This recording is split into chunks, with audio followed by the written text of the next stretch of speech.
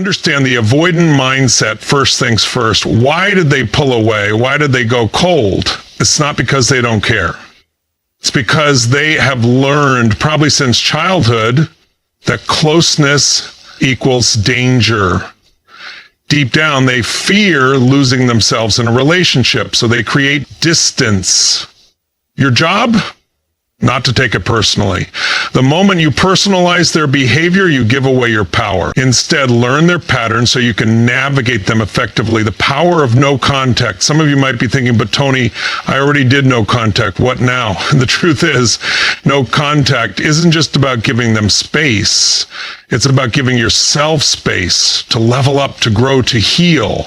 Avoidants don't respond to pressure. They respond to calm confidence. If you use no contact as a tool for self-improvement rather than just waiting around, then you're in the best position to reconnect. Building emotional safety now. Here's where most people screw up. They rush back in. They send a long emotional message. They demand answers. Stop. If you make them feel trapped, they'll vanish again. Your number one focus needs to be creating emotional safety. That means no expectations, no ultimatums, no pressure. Just curiosity, just ease. You show them that being close to you feels safe, light, and free. Effective communication. All right, let's talk about what to say and how to say it. When reaching out, keep it low pressure. Something simple like, hey, I saw something that reminded me of you. Hope you're doing well. That's it. No deep talk. No, we need to discuss us. The secret? Non-threatening, open-ended conversations. The goal is to let them step toward you rather than feeling pulled. Patience and self-growth. Here's a hard truth. If you're trying to reconnect, but you haven't worked on yourself, you're going to end up in the same cycle. Growth isn't just about reading books or meditating. It's about becoming so secure in yourself that whether they come back or not, you are good. And ironically, that's when they'll be most drawn to you, because nothing is more attractive than someone who doesn't need to chase. Maintaining long-term connection now, once you're back in touch, you need to keep it balanced. If you start over-explaining, over-texting, or over-investing, guess what? They'll run again. So you keep your energy steady, grounded, and self-assured. Let them come to you. And when they do, meet them with understanding, not pressure. This is how you build a relationship that lasts. Not by forcing, but by flowing. Final thoughts. If you take one thing away today, let it be this. You are the foundation of every relationship you attract. If you're secure, confident, and growing, you'll naturally draw in the right people, and reconnecting with an avoidant won't feel like a battle, but a natural process. Go out there. Be patient, be powerful, and most importantly, be the person you'd want to connect with. Let's make it happen. That's how you reconnect with an avoidant in a powerful, educational, and strategic way. What do you think? Need any tweaks? Here's a powerful, deeply engaging expansion of key point 1, understanding the avoidant mindset, written in an intense, captivating style that will impact your audience profoundly. You cannot win a game if you don't know the rules. You cannot navigate a maze if you don't understand the walls. And when it comes to reconnecting with an avoidant after no contact, the biggest mistake people make is fighting reality instead of mastering it. They react with frustration, confusion, and desperation, wondering why someone they cared for pulled away. But here's the truth. It was never about you. It was about their wiring. Avoidants aren't cruel. They aren't emotionless. They aren't indifferent. They are conditioned to equate closeness with risk. Imagine growing up in an environment where love meant obligation, where connection meant suffocation, where emotions led to pain. That's the world many avoidants come from. Their nervous system learned one thing: distance equals safety. It's not a choice, it's not a game, it's a deeply ingrained survival mechanism. And yet, what do most people do when an avoidant distances themselves? They chase, they demand explanations, they push harder. They don't realize they're triggering the exact fear that caused the avoidant to pull away in the first place. This is where people lose, not because they don't care, but because they don't understand. You cannot use force where trust is needed. You cannot demand vulnerability from someone who equates it with danger. An avoidant isn't running from you. They are running from the feeling of losing control. The moment they sense emotional dependency, the moment they feel the weight of someone else's needs pressing onto them, their subconscious mind sends one signal: escape. Not because they want to hurt you, not because they don't feel anything, but because their deepest instinct tells them love will consume you. Run before you lose yourself. And the harder you hold on, the faster they run. This is why people end up in a brutal cycle of pursue and withdrawal. The more you try to pull them close, the more they resist. The moment you back off, they come back. It's not because they don't care. It's because their nervous system is wired to feel safe only when they are in control of the connection. If they sense you need them, they panic. If they sense you are okay without them, they relax. Most people approach avoidance with the wrong energy. They try to convince, persuade, explain, prove their love. But this isn't about logic. You cannot talk someone out of a subconscious fear. Words don't change emotional programming. Experience does. And if every experience tells them that closeness equals pressure, they will always retreat. The only way to shift this is to show them something different. They need to feel that connection with you doesn't mean losing themselves. That intimacy with you doesn't mean suffocation. That being in your presence feels light, free, and effortless. But here's the challenge. You can't fake this. You can't pretend to be calm while secretly craving their validation. You can't act detached while desperately waiting for them to return. Avoidants pick up on that energy instantly. They don't respond to words, they respond to presence. This is why no contact is so powerful. It's not a trick. It's not a manipulation tactic. It's a reset, a chance for you to regain your own emotional strength so that when they do return, they aren't met with pressure, but with presence. So that when they reconnect, they don't sense neediness, they sense stability. Because here's the truth. Avoidants don't fear relationships, they fear losing themselves in them. And if they see that you are already whole, that you don't need them to complete you, their fear starts to dissolve. Most people try to fix an avoidance fears by doing more. But healing happens in the opposite direction. It happens when you do less. It happens when you create space, not pressure. It happens when you embody confidence, not anxiety. Because the moment they sense they have room to breathe, they begin to step forward. The moment they feel safe from expectations, they start to open up. And this is where you must be strong. This is where you must resist the urge to rush, to push, to speed up the process. An avoidant will always test to see if the space they feel is real or if it's just a strategy. If they sense that you're waiting in the shadows, ready to pounce the moment they return, they will retreat again. But if they feel that you are genuinely secure, that your happiness isn't dependent on them, that's when everything changes. People think the key to reconnecting with an avoidant is getting them to love you more. But that's not it. The real key is getting them to feel safe with you. Love is not enough if fear is greater. Love does not override survival instincts. Only safety does. If they sense they can be close without losing themselves, they will stay. If they sense that you can handle the distance without collapsing, they will return. This is not about playing games. This is about mastering human psychology. It's about understanding the way avoidants are wired so that instead of triggering their fear, you create an environment where they naturally want to be close. This is about rewiring the dynamic, not through force, but through energy, not through chasing, but through presence. Not through pressure, but through power. And here's the final truth. You cannot lose someone who feels safe with you.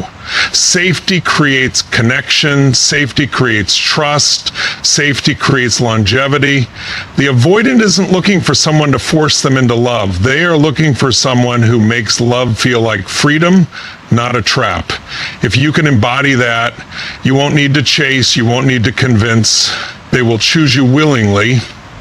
The silence after no contact isn't just absence, it's transformation. It's not about punishing, manipulating, or waiting in agony.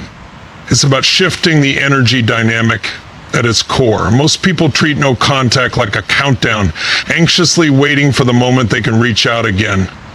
But that's not power. It's desperation disguised as patience. The real power of no contact is not in what it does to them, it's in what it does to you. When an avoidant pulls away, they aren't looking for proof of your love. They aren't waiting for a dramatic gesture. They are seeking relief from emotional pressure. And if you chase, if you beg, if you flood them with messages, you don't bring them closer. You confirm their deepest fear. The connection means losing control. That's why people who try to fix things too soon always end up reinforcing the distance. But the moment you stop reacting, the game shifts. The moment you stop making them the center of your emotional world, you break the cycle.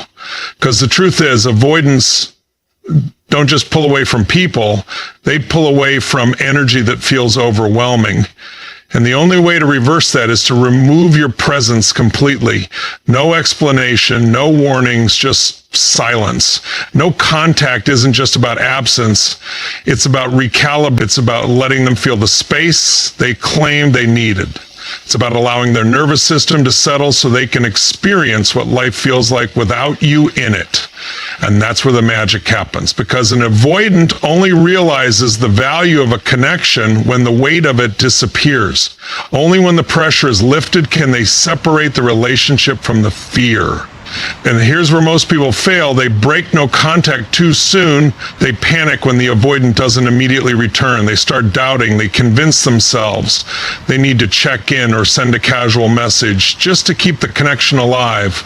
But the second you do that, you reset the distance. You remind them why they left. Because what you're really saying in that moment is, I still need you to reassure me. I still need you to validate me. And that energy is exactly what pushes them away. No contact isn't about waiting, it's about evolving. It's about reaching a point where your happiness isn't tied to their presence. It's about transforming so completely that when they do return, they don't recognize you as the person they left. It's about stepping into a version of yourself that no longer operates from fear, attachment, or lack. Because here's the truth, avoidance don't just come back when they miss you. They come back when they feel safe enough to do so. When they believe that reconnecting won't lead them back into a suffocating cycle. And the only way they'll believe that is if you have truly changed. Not pretended to change, not put on a mask of confidence while secretly waiting for their return, but truly evolved into someone who doesn't need them but chooses them. Most people misunderstand distance. They think if an avoidant is gone long enough, they'll forget. But that's not how the human brain works. Absence creates space for reflection. And if the last version of you they remember was anxious, needy, or desperate for connection, the only way to shift that perception is to disappear long enough for them to see a different reality. When no contact is done right, it rewires the entire dynamic. The person who used to chase becomes the one who holds power. The one who was once emotionally reactive becomes unshakable. And the avoidant who once felt trapped begins to feel curiosity. They wonder why the energy shifted. They start questioning their own decision. And that internal conflict, that's what pulls them back. But here's the catch. By the time they return, you may no longer want them the same way. Because in your silence, in your space, in your growth, you may realize that the person you were chasing was only a reflection of your own unhealed wounds. That the longing was never really about them, but about a void within yourself that you needed to fill. And once you've filled it, once you've stepped into true emotional security, you stop needing external validation altogether. That's why no contact isn't just about getting an avoidant back. It's about reclaiming your own power. It's about proving to yourself that you don't need to grasp, beg, or force love. That you don't need to convince someone to stay. That the right person, when met with the right energy, will choose you without hesitation. Most people think love is about words, promises, or grand gestures, but none of that matters if the other person doesn't feel safe in the connection. Safety is not about being physically present. It's about making someone feel that being close to you isn't a risk. Without emotional safety, there is no trust. Without trust, there is no intimacy. Without intimacy, there is no lasting connection. Avoidants don't fear love, they fear losing themselves in it. Every time they've been in a relationship that felt too demanding, too intense, or too consuming, it only confirmed their deepest belief. Closeness means sacrifice. And if they associate connection with pressure, their nervous system will respond the only way it knows how, by retreating, not because they don't care, not because they don't feel something, but because their subconscious tells them distance is the only way to survive. And this is where most people get it wrong. They try to force reassurance. They try to prove their loyalty. They try to convince the avoidant that they would never hurt them. But persuasion doesn't create safety. Logic doesn't override fear. If someone has spent years, maybe even decades, believing that relationships will consume them, no amount of words will make them feel differently. They don't listen to what you say. They respond to how they feel around you. If every time they get close, they sense your anxiety, your emotional neediness, your fear of losing them, their instincts will take over, and their instincts will always push them to create space. This is why avoidants don't do well with partners who need constant validation. If they feel responsible for your emotions, if they feel that you need them to feel whole, that responsibility alone will feel suffocating. And the moment they sense that weight, they will pull away, because for them, survival depends on emotional autonomy. So, how do you break that cycle? How do you make an avoidant feel safe enough to stay, to trust, to open up? You shift your energy from demand to security. You stop seeking reassurance and start embodying reassurance. You stop looking to them to stabilize you and start being the stability they've never had. Because the truth is, avoidants don't pull away from love. They pull away from the fear of being consumed by it. And when they meet someone who is so emotionally secure that they don't demand, chase, or pressure, their nervous system does something different. It relaxes. You don't need to prove your worth. You need to become someone who doesn't seek external validation to feel whole. The avoidant needs to see that you can handle their distance without falling apart. They need to see that you don't need constant reassurance to feel secure in yourself. They need to feel that choosing you will not mean sacrificing their freedom, because the second they feel like loving you means losing themselves, they will run. This is why most relationships with avoidance fail. Not because the love isn't there, but because the dynamic is unbalanced. If one person is constantly seeking closeness and the other is constantly pulling away, both feel misunderstood, both feel exhausted, both feel like they're never enough. The anxious partner feels abandoned, and the avoidant partner feels suffocated. But this cycle can only exist if both people remain in their patterns. The moment one person shifts, the entire relationship changes. And the shift starts with you. It starts when you stop reacting every time they create space. It starts when you stop interpreting distance as rejection. It starts when you stop trying to pull them closer and instead become so grounded in your own energy that they feel drawn to you without force. Because when they see that you are calm, when they see that you are whole, when they see that you are completely at peace, whether they stay or go, their fear begins to fade. Avoidants don't need someone to fix them. They need someone who shows them through presence, through action, through unwavering self-assurance that love doesn't have to feel like a trap.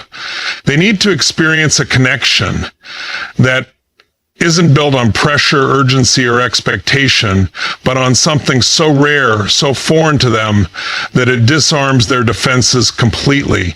Genuine emotional freedom. When an avoidant feels safe, they don't just stay, they choose. And that choice doesn't come from obligation or guilt. It comes from a place they don't even fully understand, because for the first time, they aren't running from love, they're moving toward it. Not because they have to, but because for the first time, it actually feels like home. Most people think reconnecting with an avoidant is about saying the right words, making the perfect approach, or finding a strategy that convinces them to return. But none of that matters if your energy is still the same, because avoidants don't respond to words, they respond to how they feel in your presence. And if the energy they remember was filled with neediness, urgency, or emotional pressure, the moment they sense that again, they will pull away just like before. You cannot reconnect with an avoidant the same way you connect with anyone else. What works with others will fail with them. Traditional advice about being open, vulnerable, and expressive does not create closeness with someone who has spent their entire life fearing emotional intensity. What they need isn't a deep conversation about feelings. What they need isn't an outpouring of love. What they need is proof that being close to you won't feel like a trap. Most people make the mistake of thinking that reestablishing contact means bringing up the past, resolving unfinished conversations, or apologizing for things that went wrong. But an avoidant isn't looking for emotional processing. That kind of conversation triggers them. It makes them feel like stepping back into the connection will bring back all the same weight, the same expectations, the same unspoken demand for emotional closeness. If they associate reaching out to you with being pulled into something they're not ready for, they will retreat before the conversation even begins. You cannot reconnect with an avoidant by making them feel obligated. You cannot guilt them, pressure them, or expect them to be excited about rekindling something that once made them feel suffocated. The moment they feel you are waiting for them to say the right thing, respond the right way, or meet your expectations, their walls go up. They need to feel that talking to you is light, easy, and pressure-free. Most people think that avoidants return when they miss you enough. That's not true. They return when they feel safe enough. And safety for an avoidant means knowing that reconnecting with you won't bring back the emotional intensity that made them leave in the first place. They need to feel that you have changed, not because you told them, but because when they interact with you, the energy is completely different. They need to sense that you are no longer trying to get something from them. Reaching out isn't about proving anything. It's about creating an experience that feels completely different from what they expect. If they expect tension, give them ease. If they expect pressure, give them space. If they expect emotional intensity, show them presence. Because the moment they sense that they can interact with you without feeling trapped, their defenses start to lower. And when their defenses lower, connection becomes possible again.